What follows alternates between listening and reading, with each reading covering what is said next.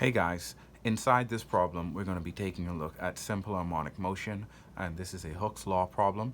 And Hooke's law states that the restoring force inside of a spring, a uniform spring, is equal to negative k, where k is defined as the spring constant or the stiffness of the spring, multiplied by the displacement from the spring's equilibrium position. Okay? And it doesn't necessarily have to be a spring, because a rubber band also obeys Hooke's law, where it follows that the restoring force in that rubber band will be equal to the stiffness of that rubber band multiplied by the displacement of that rubber band from its equilibrium position. So I've drawn it over here. I've drawn what happens inside this question, so I'll go ahead and read it for you. An elastic cord is 65 centimeters long when a 75 Newton weight hangs from it, but 85 centimeters long when a 180 Newton weight hangs from it. What is the stiffness of the spring? So I've labeled this situation 1, where we have the length of this cord, which is 65 centimeters when a weight of 75 newtons hangs from it. And over here we have situation 2, where the length is 85 centimeters when a 180 Newton weight hangs from it.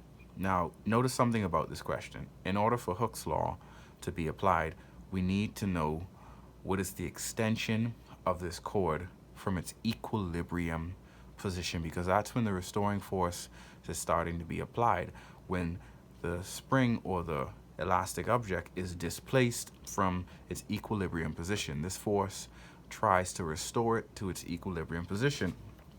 But here we just know the total length of this cord once the weight is hanging from it. So we can think of it like this. This is your cord. I'll use a darker color. This is your cord here, and your cord is hanging. And I will call this distance L0. This is the length of the cord when it is hanging with no weight on it.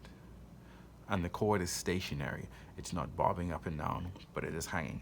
And we're assuming the same thing for this case. So assuming that this elastic cord obeys Hooke's law, which says that the restoring force is equal to negative k times the displacement from its equilibrium position, we can write Hooke's law in situation 1 as F1 is equal to negative k times x1, which is this extension. We're looking at the extension in this case from equilibrium, and F2 is negative k times x2, where x2 is the extension from equilibrium when 180 newtons of weight is hanging on it. Now, if I were to look at this situation in more depth, if I were to hang a weight from it, let's call this x equals to 0, this position right here. If I were to hang a weight from this would stretch some. And it's this distance right here that I'm interested in. But this now becomes the total length of this cord. If I were to measure this, this would be the entire length of the cord. So this length right here becomes L. So from this, I see that L is equal to the equilibrium length plus the extension of this cord. So the extension of the cord is equal to the original length. Sorry, the extended length minus the equilibrium length. So applying this to this situation, the first extension will be equal, so F1 is equal to negative kx. The first extension will be equal to the original length, the extended length of the spring, yes, minus the original length of the string. So I keep on saying string and spring, the cord. Here F2, and the same thing applies, is equal to the extended length of the cord which is L2 minus L naught. And originally we need to find K, but before we find K, we need to find L naught. And I notice that here I have two equations with this same variable right here, K. So what I'm going to do is I'm going to try and cancel out these two K's so I can find L naught. And what I'm going to do here is I'm going to take a ratio of these two equations. You can get to the same result by solving this for K. You can just divide both sides by L2 minus L naught, or up here L1 minus L naught, or negative L1 minus L naught to get rid of this, so you just have K. Or you can do it here. It doesn't matter which one you choose to do, but I prefer to take a ratio of the two equations. And when I say take a ratio, I will take F1, which is the restoring force 1, and I will divide that by F2, which is the restoring force in this situation. And I know here that F1 is equal to K L1 minus L naught. F2 is equal to negative K L2 minus L naught. And these negative K's cancel, and I end up with F1 over F2 is equal to L1 minus L naught over L2 minus L naught. Now notice I shifted from a situation where I needed my physics to define some conditions. I needed to get the conditions, and I needed to set the appropriate equations to model the situation. And now that I have the appropriate equations to model the situation, now it turns into a math problem where I rely on my algebra to find the variables or my targets that I want to find. So restoring force 1 over restoring force 2 is equal to L1 minus L naught divided by L2 minus L naught. Now I'm going to cross multiply, so I end up with F1 times L2 minus L naught is equal to F2 times L1 minus L naught. And I'm going to expand my brackets, F1 times L2 minus F1 L naught, and this is equal to F2 L1 minus F2 L naught. I'm going to group my like terms, which are my L naught and F2 and L1. Those are constants that I know. So here I have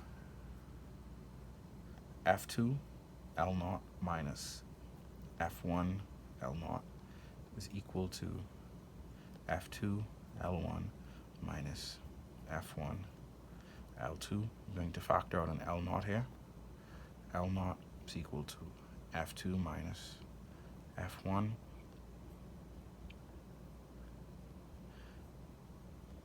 And I hope you can see where I'm going from here. So I end up with something explicitly for L naught.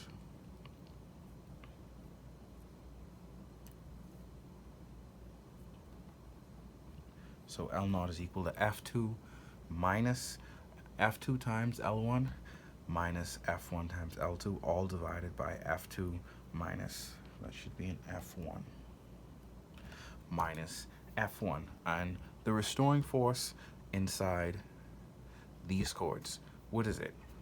Intuitively, we can say that it's 75 newtons and it's 180 newtons. However, I like to be a bit more rigorous in the way that I do things. So this chord, it's stationary, it's hanging there. I'm going to assume that it's not moving, it's stationary. So I'm going to apply Newton's second law to this situation. So the sum of the forces in the y is equal to 0 because it's stationary, it's not accelerating in that axis. So how many forces are acting on it? I have 75 newtons acting down. However, I also have a restoring force in this chord acting up. So here, F restoring minus, call that some weight, is equal to 0. So the restoring force is equal to the weight acting down. So F2 is equal to 180 newtons and F1 is equal to 75 newtons by Newton's law. This does not work in every case. This works specifically in this case. Every physics problem is going to be unique, and the equations that you use in one problem may not necessarily fit the second problem, because this was derived considering the physical constraints of this problem. That doesn't mean that another problem we're going to have the same physical constraints.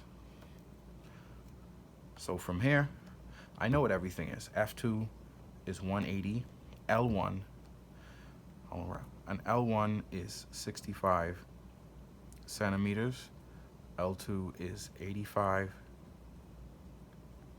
centimeters, or this is equal to 0.65 meters, and this is equal to 0.85 meters. So this becomes 180 times 0.65 minus 75 times 0.85, all divided by 180 minus 75. And this entire number, this entire expression gives us 0.51 meters. This is the original length of this cord when it is not stretched, when there's no weight hanging from it.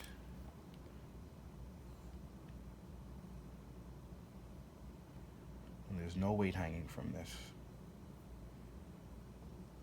distance right here is L0, which is 0.51 meters. And since the spring constant is the same in this and this case, because it's the same cord, that means that this is going to be the same regardless what equation I use to solve it. So I can now find x1 or x2, because I said that x is equal to the extension length minus the original length. So I'll go with the first one. So x1 is equal to L1 minus L0. So this is 0.65 minus 0.51, which is equal to 0.14 meters. And Hooke's law says that F1 is equal to negative K minus X1. So in this case, I have K is equal to negative F1 over X. Now, notice that I had these arrows above here. Force is a vector and displacement is a vector. So your axis is important. And I chose down. I use down to be positive. So I use down to be negative. So I will use down to be negative again, and up to be positive. So this weight, this extension is going downwards. So this is negative 0.14. So negative 180 newtons, because this restoring force is acting upwards. It's trying to pull the cord back to its equilibrium position. It's actually 75 newtons divided by negative 0.14. And this gives me a positive answer of 535.71 newtons per meter. And this is the unit of the spring constant. And I just hope that this part makes sense. The vectors were important.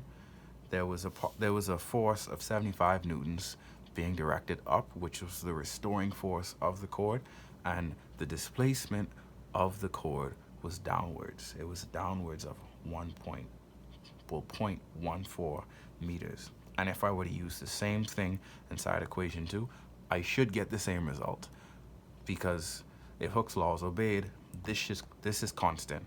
Assuming that I don't stretch this cord past its elastic region, that's the extension such that the elastic object starts to disobey Hooke's law. So I hope you found this video useful. I want to commend you for being here and striving to become better in physics, whether it's for hobby's sake or whether it's to do better in a class, pass a class. I wish you all the best and stay encouraged.